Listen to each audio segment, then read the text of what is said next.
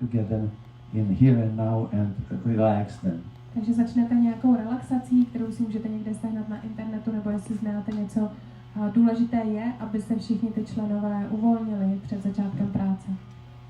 Over time, different members of the group develop the ability to facilitate the group and adjust their procedure. My procedure is usually the relaxation. Then we do breathing. I try to synchronize the breathing, as I think you will, of course, experience this afternoon breathing the session with Zara. So it's a similar issue, synchronized breathing. Já potom používám synchronizovaný dech, abychom se všichni vzájemně naladili. Jako třeba dneska bylo dechový workshop se Zarou, tak něco podobného. And there induce the state that people start feeling connected with the recipient. A vyvoláme tak ten stav, kdy se ty členové začnou cítit spojení s tím přijímajícím. In the briefest possible way, the steps that I will use is the next step will be raise the vibrations of the person, raise the ability to feel higher frequencies, and of course the best way for that is to help people focus on feelings of love, compassion, caring for others, and gradually bring it into the heart. Pak je důležitý, aby všichni členové vlastně pracovali na tom, že pozvednou svoji frekvenci, svoji vibraci, a nejjednodušší způsob, jak to udělat, je, že se spojí s pocity lásky, laskavosti, soucitu a přinesou to do svého srdce. And then I'll ask the people to move this feeling into the universe around them everywhere. A pak požádám ty členy, aby tento pocit ze srdce vynesli do vesmíru a všude kolem. And eventually lift themselves to their higher self. Aby se pozvedli k jejich vyššímu já. And from then people start looking at the picture of the recipient, send the love and caring and compassion to the person. A oni se potom začnou se všichni dívat na tu fotku toho přijímajícího, začnou mu tam vysílat lásku a soucit. And the idea is that there is a connection in the unified field with the mind of the sufferer, and healing can take place at that level. Different healers, energetic healers would give you somewhat different explanation, but this is one of the ways of looking at it. Ale je tady předpoklad, že se všichni napojíme na jednotné pole, právě s tím, ten kdo léčí a ten, kdo přijímá to léčení. Různí léčitelé by to možná trošku popsali nebo vysvětlili jinak, ale jako vědecky tohle je ten předpoklad, že se dostaneme do jednotného pole. Some healings who turn out to be quite effective often describe that there is some aberrant code when they contact the mind of the recipient, when they connect with the mind in the healing field. Code. Někteří léčitelé říkají, že je tam specifický kód, když se napojují na to mentální pole toho přijímajícího. And they are corrected. A oni vlastně opravují ten kód. Mm-hmm. Then for 10 minutes we play music, and I was actually hoping to be able to show that, but didn't work out. So, and there is hundreds of suitable pieces of music that help you creating positive tuning in your mind. A potom 10 minut pouštíme specifickou hudbu. Já jsem tady to chtěl pustit, ale nakonec jsem si vzal jiný počítač, ale můžete toho najít spousty na internetu, že je to jako hudba, která nás vlastně jakoby ladí do toho úplně jako vnitřního klidu. There are several suggestions or guides how to choose the music, but it's similar to any guides for using, for example, music in psychedelic sessions or holotropic breathwork. Takže jsou tady určitý, jako máme instrukce, jak vybírat tu správnou hudbu, ale v podstatě je to třeba hudba, kterou používáte na holotropní dýchání psychedelická sessions. Yeah. One would want to avoid, for example, music that is well known and obviously, will already push the people's feelings and thoughts in a particular direction. One wants to play music that is technically good and right volume.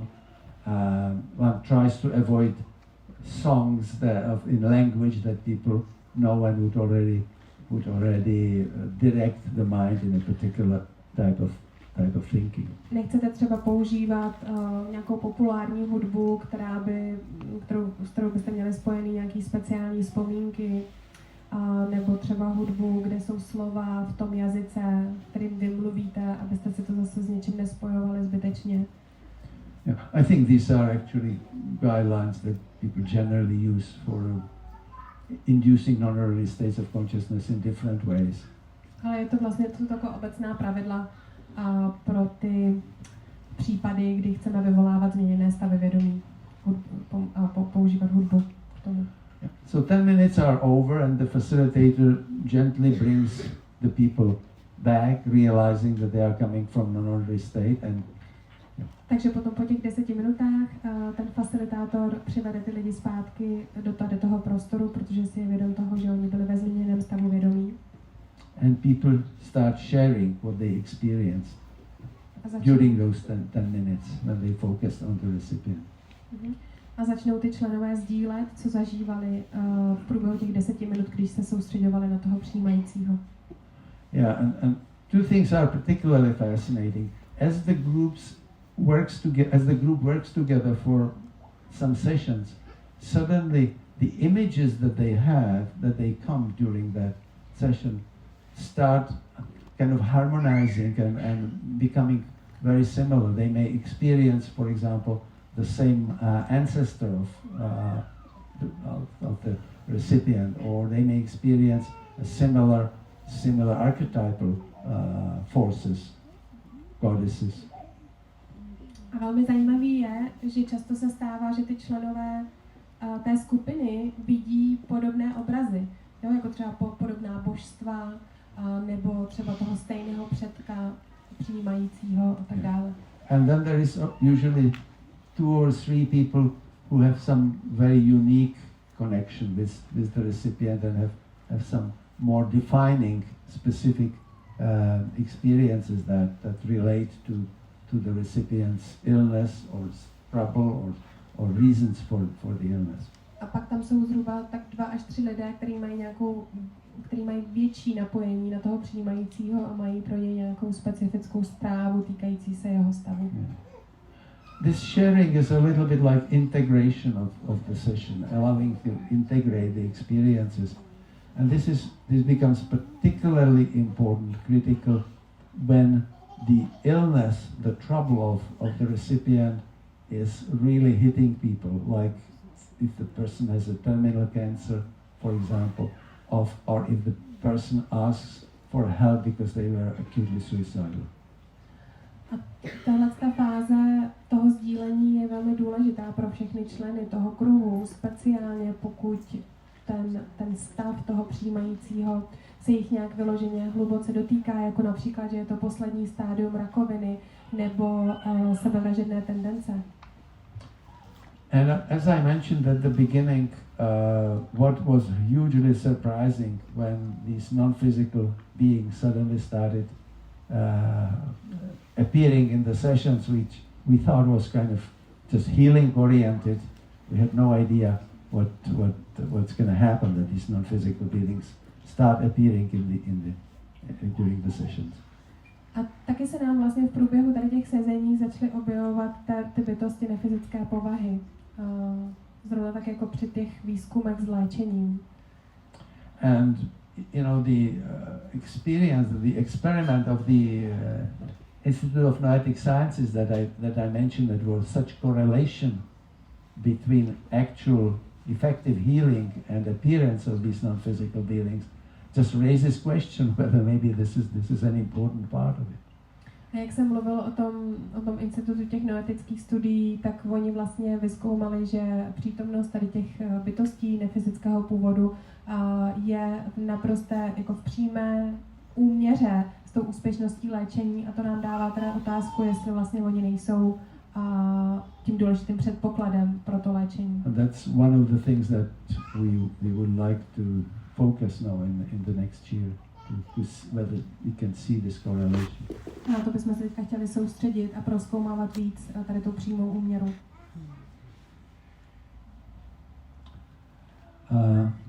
Outcomes. What are the outcomes of this approach? I have to preface this by saying you have to keep in mind that this is a new approach. Most people participating in what we observed were really novices, people who did not have any specific experience with energetic healing or other approaches. Jaký jsou teda vlastně výstupy tady z toho typu přístupu? Máme tam většinou nováčky, kteří nemají vůbec žádné zkušenosti s energetickým léčením. And of course, the problems come in variety and huge variety from the emotional problems, depression, anxiety, suicidal ideation, to a variety of medical problems, from concerns about heart attack or tumors, some neurological problems. People often come with concern of Parkinson's disorder. So it's a variety of illnesses that have been dealt with. Lidi přicházejí do těch našich kruhů s různými typy příznaků, buď to jsou psychické, jako třeba sebevražedné tendence, úzkosti, deprese, nějaké psychiatrické diagnózy, anebo to jsou vlastně medikální nebo fyzické problémy, jako třeba kardiovaskulární. So what we have found over the past 3 years, that about 1/3 of people who come have benefit, which benefit can be immediate disappearance, and that's not frequent, of course, or significant improvement, or occasionally we have seen that from the date of the session, the recipient starts describing that that's when things started changing. For example, we had some people who had opioid addiction, and they said that, of course, they did not stop the opiate derivatives that night, but it was the decision from then on. They date the improvement that they eventually stopped after a few weeks. Takže z našich výsledků vyplývá, že zhruba 1/3 lidí vlastně u nich došlo buď to k vyléčení nebo k zlepšení těch symptomů. Například jsme měli někoho, kdo byl závislý na opiátech, takže samozřejmě jako neskončí s tou svojí závislostí ze dne na den, ale reportoval, že vlastně došlo u něj k rozhodnutí, že vlastně postupně bude snižovat dávky a vlastně se zbavoval té závislosti postupně. And this number 1/3 is similar with couple of groups who work in the same direction, like Joe Dispenza, for example. He did study for about a year where people were handled this way twice a day for a month and then followed for a year. And when there were improvements, it lasted, it stayed. A ty naše výzkumy korelují nebo jsou v souladu s výzkumy jiných lidí, kteří se zabývají tím typem přístupu, jako třeba Joe Dispenza, který dělal výzkumy a zjistil, že vlastně když se to praktikuje déle než rok, tak už to potom je trvalé, to zlepšení. I actually would not use the word research for this. I think this is an initial observation. I spent 50 years in neurobiological research, and I know very well that in the first few years when you work with new technique, you just have to observe. You have to get understanding of which factors are involved. Zatím bych to tady nenazýval výzkumem, zatím je to takové pozorování. Já jsem byl zhruba 50 let v neurobiologickém výzkumu a vím, že v těch počátečních stádiích toho výzkumu je to vlastně o tom pozorování. Observe, yes. So I feel that there is a lot of room for improvement. I can, in the discussion if you want, I can go over some of the things that we realize that can improve considerably the efficacy of this approach. Certainly when people meditate, for example, they do better. Certainly some electromagnetic situation at the time of session influences it. Number of things that can be improved in the work. Takže ještě pořád prozkoumáváme, jsou tady určité věci, které můžou vlastně zefektivnit ty výsledky, jako například meditace nebo nějaké elektromagnetické působení. One interesting aspect of this is to increase the confidence of the members in what is happening. Nejdůležitější, nebo jedna z důležitých věcí nebo aspektů je to, aby vlastně ty členové té skupiny měli důvěru v pozitivní výsledek. And I don't know about your own spiritual beliefs and convictions, but I suspect that it's similar what I know from myself and from others. This belief in the other world, in the world beyond, kind of fluctuate, and there's a point where you are very clear that this is part of our existence, and then some doubts come. Nevím, jak to máte vy vlastně s vaší spirituální cestou, ale jakoby z mojí zkušenosti ten svět, který je jakoby mimo tady ten materiální svět, může se pořád jakoby přeměňovat a pak se dostaneš v určitou chvíli se dostaneš do bodu, kdy se to stane součástí tvojí zkušenosti životní, celkový. So for the members of these groups, I think it's important to maintain their confidence. So once a month, the groups in Ottawa share kind of a session that explains and describes all the observations, demonstrating very clearly our interaction with the one beyond, with the unified field. Takže aby jsme posilovali důvěru těch členů v tyhle vlastně síly, které nás přesahují, tak se jednou za měsíc scházíme a sdílíme vlastně tyhle zkušenosti, které nás přesahují. Yeah. So there are sessions, every month, and there's a lot of topics that you can do. For example, you can go over what quantum physicists say about the interconnectedness and the observations from that. You can look at the findings and documents from remote viewing, remote healing, telepathy, precognition. There's a number of observations and experiments in different areas that show very clearly the connection to some field. Můžete vlastně té skupině sdílet nějaké výsledky třeba z posledních výzkumů kvantové fyziky nebo nějaké dokumenty, které se zabývají léčením na dálku nebo nějakým telepatickým léčením. Prostě vlastně z tohohle vlastně sdílet spolu nějaké věci, které jasně dokazují, že je tady nějaké jednotné pole společné. Yeah. And throughout my life I worked with some highly intuitive people. I worked with some psychics, and I came to the conclusion, and I could give you some examples, where you just get a feeling that the guys up there play hide and seek with us. A já jsem se v životě setkal s hodně léčiteli nebo lidmi, kteří měli takový ty jako vysoké psychické schopnosti. A vypadá to, že ty chlapíci tam nahoře si s náma hrajou na schovávanou. Yeah. They're just teasing us. Oni si z nás dělají legraci. Yeah. Pokoušej nás. I had one experience, for example, I don't know whether the name Uri Geller tells you anything. There was a very famous Israeli psychic who really influenced very much the world. I know in British television, for example, one of his favorite tricks was bend spoons, and so I think he did some session on British television a number of years ago.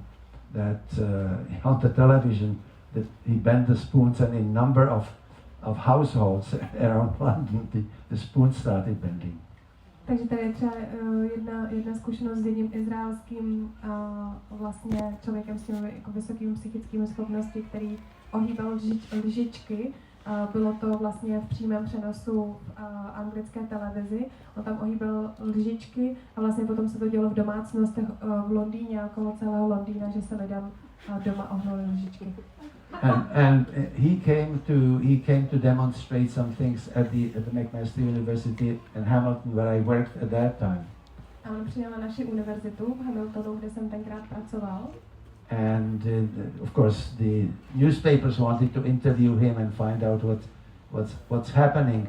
And they thought of a situation like that, a psychiatrist, a shrink is really the right person who should be there. A oni o tom psali v novinách a říkali, rozhodně by tam měl být rozhodně psychiatr u toho. So I was very happy to participate with the newspaperman, and in the middle of the interview they said, well, actually, Mr. Geller, we would like to find out what you can do. And so in one of our offices, in the drawer, we put a particular type of drawing. Can you tell us? Yeah, I'm sure you can tell us what it is, what it looks like. A oni mu říkali, a vlastně my jsme dělali teda to interview s tím novinářem, já jsem tam u toho byl a oni mu říkali, no tak pane Gellere, tak vy máte určitě vy máte ty schopnosti, takže my jsme do jednoho šuplíku tamhle někde v nějaké místnosti schovali takovou omalovánku nebo takovou malbu, kresbu a vy určitě nám můžete říct, co je na tom nakreslený. So we sat down, we closed our eyes. He did not get anything, and I get the whole picture. It's just like sometimes you have the feeling that these forces play jokes with us. A on to vlastně neviděl, ale já jsem to viděl. A někdy to prostě vypadá, že si s náma vlastně ty bytosti hrajou, že si z nás dělají legraci. And so for this reason, I feel when you have groups like this for healing, that it's important to bring back again and again the evidence for our connection with the beyond. A proto si myslím, že když máme tady ty druhy, nebo tady ten typ skupin, že je důležité, aby jsme znovu a znovu přinášeli do toho sdílení naše zkušenosti s tím jiným světem, nebo tuhle realitu. And in a way it makes sense. I mean, imagine if we all suddenly became completely convinced, like people who have near-death experience and come back and they know, they're sure that the reality is there. If we all had that kind of experience, what would happen? You know, 90% people would not come back at all. So. Takže si představte třeba, kdyby většina z nás, nebo všichni z nás jsme měli zkušenost blízké smrti, kdy vlastně v té zkušenosti, how wonderful it is. V té zkušenosti je vám jasný, že tady existuje nějaký jiný svět, tak prostě 90% lidí by se nechtělo vrátit zpátky, protože to tam je nádherný. Who wants to have the same problems as I had, you know, why would I stay there? Jo, proč bych se měl vrátit do těch svých stejných problémů, proč bych tady nemohl zůstat? So the people in the members of these groups find these monthly gets together and going over all the evidence of the existence of our interaction. Does that feel helpful?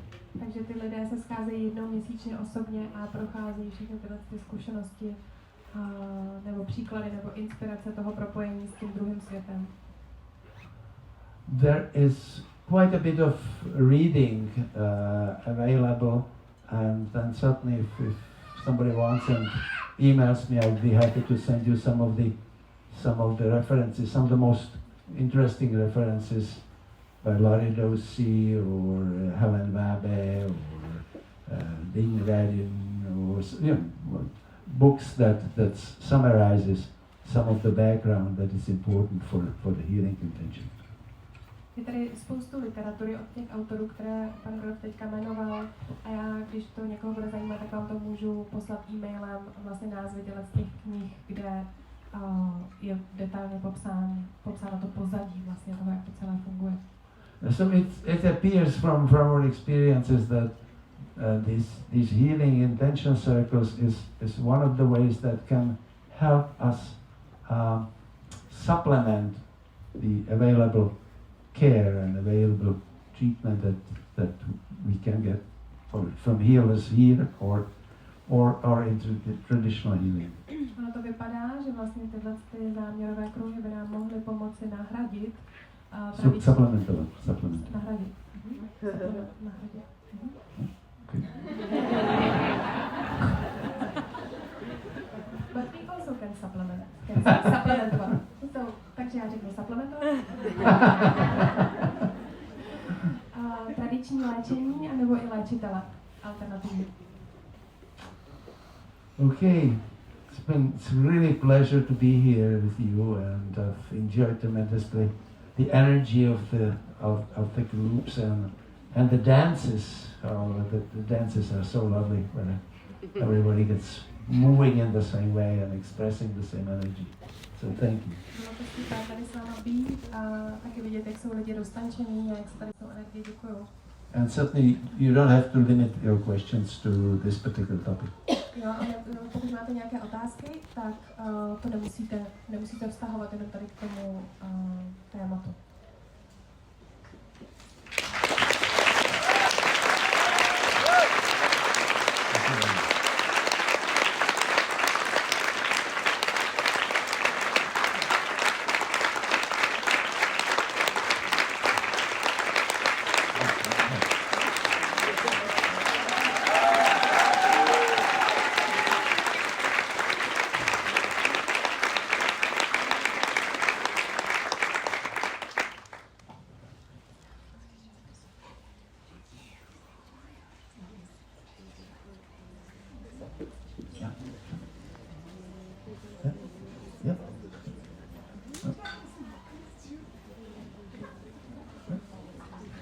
Takže otázky?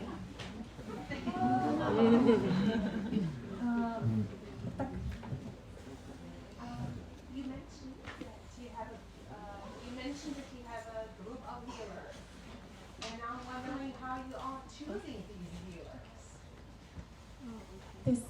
Vy jste zmiňoval, že máte skupinu léčitelů a tak mě zajímá, jak jste vybíral ty léčitele. Jak jsou vybíráni? No, that's a misunderstanding. I was referring to some studies that groups of healers were involved. I had groups of that work with healing intention circles. Takže to je trošku něco jiného, bylo to malé nedorozumění, protože... I also might have confused you because I mentioned that I worked with, in the past, I worked with some very psychics, yeah, and highly intuitive people. And that actually happened in a very interesting way. We here, before I had to leave in 1968, we worked in the research institute in Prague Research Institute at that time on EEG. Jo, takže to bylo jenom takový nedorozumění, že vlastně ty jiní vědci spolu dělali ty výzkumy s těma healers, tak Elizabeth Grant a on spolupracoval jenom jako s pár vybranými lidmi s těmi vysokými psychickými schopnostmi. A teďka ještě jako jiné téma, jsme tady, když jsem musel v 68. opustit Českou republiku, tak? We studied, at that time it was possible to study electroencephalographic activity in the brain in people with mood disorders. Tak jsme vlastně pomocí EEG jsme studovali lidi, kteří měli poruchy nálad. And we learned that people who are depressed, severely depressed, they have a particular type of EEG structure that can be identified in the brain. So when I came in the States, I started looking for somebody to work with. A my jsme zjistili, že vlastně ty lidi, kteří mají hluboké deprese, tak mají ty specifické vlny, nebo se tam ukazuje jako takový specifický vzorec na tom EEG. Když jsem potom šel do Ameriky, tak jsem to chtěl zkoumat. And I connected with Elmer Green in Kansas, and he developed biofeedback, and so I was wondering whether I could not actually teach people to alter, the biofeedback alter the EEG and prevent the depressions. A takže já jsem se spojil s jedním chlapíkem z Kansasu, který vyvinul biofeedback. A já jsem si říkala, proč bych nemohl použít ten biofeedback na to alternování vlastně toho EEG. Yeah. And he had a very special ability to attract people who could do some of these things.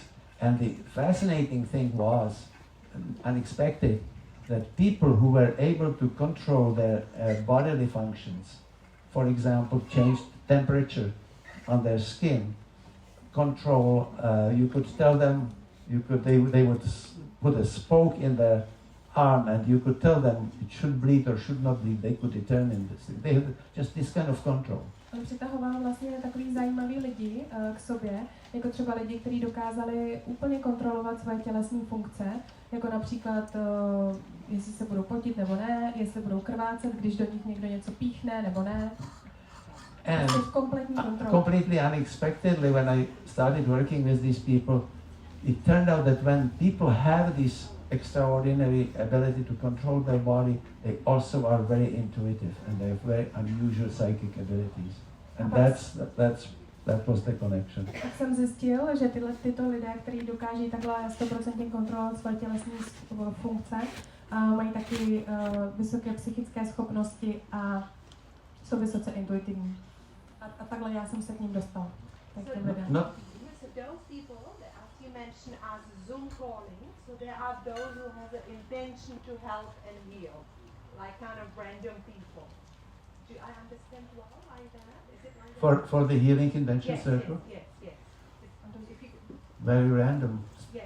Started with the friends. Takže ty, co jsou na Zoomu a s kterými se scházím, tak to jsou prostě nějaký kamarádi nebo prostě náhodně vybraný lidi, jo? And then people heard about it and started contacting us and eventually 4 or 5 large groups developed. Jo, lidi se to dozvěděli třeba, že to na to děláme, tak se začali hlásit sami. And then the kind of learning sessions, this once a month, everybody comes. No, potom jednou za měsíc se setkáváme všichni. And at one sitting, at one Zoom call, you are healing just one person, is that right? One Yeah. picture, one person. Yeah. And could it be like kind of relative of the people from the group? Could be. Takže vlastně léčíte vždycky v průběhu toho jednoho sezení, léčíte jednoho člověka, ano, odpověď je ano. A jestli to může být příbuzný toho nějakého člena toho kruhu. I know you have to go. Why don't you go and I'll try to handle it in Czech. See what happens. You have time? Okay.